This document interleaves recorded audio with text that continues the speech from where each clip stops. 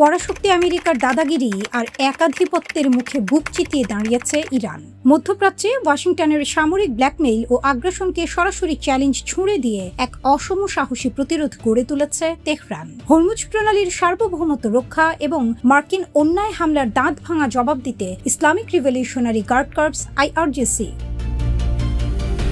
বাহরাইনে অবস্থিত মার্কিন পঞ্চম বহরের প্রধান ঘাঁটি এবং কুয়েতের আলী আল সালেম বিমান ঘাঁটিতে ইরানের যৌথ ক্ষেপণাস্ত্র ও ড্রোন হামলা ওয়াশিংটনের অহংকারকে ধুলোয় মিশিয়ে দিয়েছে। মার্কিন সামরিক আগ্রাসনের মাত্র কয়েক ঘন্টার ব্যবধানে ইরানের নৌ ও মহাকাশ বাহিনী শত্রুর ডেরায় নিখুঁত নিশানা হেনে বাহরাইন ও কুয়েতে থাকা মার্কিন সামরিক স্থাপনার অন্তত 85টি লক্ষ্যবস্তু গুড়িয়ে দিয়েছে। শুধু তাই নয়, আকাশসীমায় মার্কিন আধিপত্যের প্রতীক হিসেবে পরিচিত একটি অত্যাধুনিক MQ-9 ড্রোন ভূপাতিত করে তেহরান প্রমাণ করেছে নিজেদের আকাশ ও জলসীমার সুরক্ষায় তারা কতটা আপোষহীন। এই বীরত্বপূর্ণ পাল্টা হামলার পর পুরো উপসাগরীয় অঞ্চলে মার্কিন ঘাঁটিগুলোতে ক্ষেপণাস্ত্র সতর্কতার সাইরেন বেজে ওঠে, যা মার্কিন বাহিনীকে চরম প্রতিরক্ষামূলক অবস্থানে যেতে বাধ্য করেছে।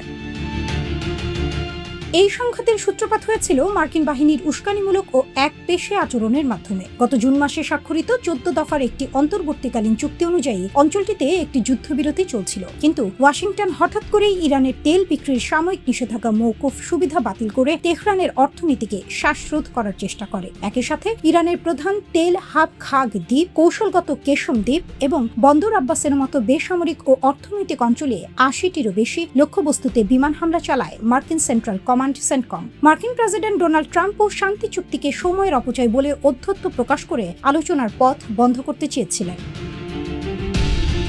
আমেরিকা দাবি করেছিল হরমুজ প্রণালীতে 3টি বাণিজ্যিক জাহাজে ইরানি বাহিনীর হস্তক্ষেপের জবাবে তারা এই হামলা চালিয়েছে। তবে তেহরানের পক্ষ থেকে স্পষ্ট করা হয়েছে, ওই অঞ্চলে নিরাপত্তা বজায় রাখতে এবং সমুদ্রে পাতা মাইন অপসারণের মহড়া চলাকালে জাহাজগুলোকে নির্ধারিত নিরাপদ রুট অনুসরণের নির্দেশ দেওয়া হয়েছিল। কিন্তু মার্কিন প্রশ্রয় সেই সতর্কবার্তা উপেক্ষা করায় সার্বভৌমত্ব রক্ষায় ইরান কঠোর হতে বাধ্য হয়। ইরানের এই দৃঢ় অবস্থানের ফলে আন্তর্জাতিক বাজারে তেলের দাম তাৎক্ষণিকভাবে 6% বেড়ে ব্যারেল $78 পৌঁছায়, যা মার্কিন অর্থনৈতিক আগ্রাসনের বিরুদ্ধে প্রকৃতিরই এক চপেটাঘাত।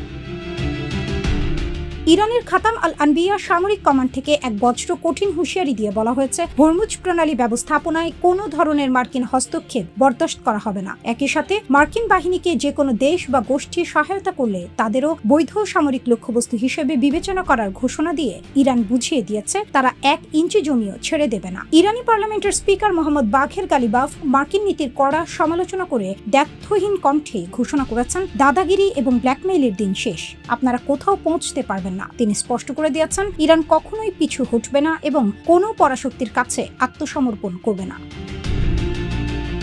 লেবাননে ইসরায়েলি আগ্রাসন এবং মার্কিন নিষেধাজ্ঞার এই ত্রিমুখী চাপকে বুড়ো আঙুল দেখিয়ে ইরান মধ্যপ্রাচ্যের মজলুম ও স্বাধীনতাকামী শক্তির প্রকৃত অভিভাবক হিসেবে আবির্ভূত হয়েছে। ওয়াশিংটনের যুদ্ধংদেহী মনোভাবের বিপরীতে তেহরানের এই ঐতিহাসিক প্রতিরোধ কেবল আত্মরক্ষার লড়াই নয়, বরং বৈশ্বিক পরাশক্তির অন্যায্য আধিপত্যের বিরুদ্ধে এক যুগান্তকারী বিজয়।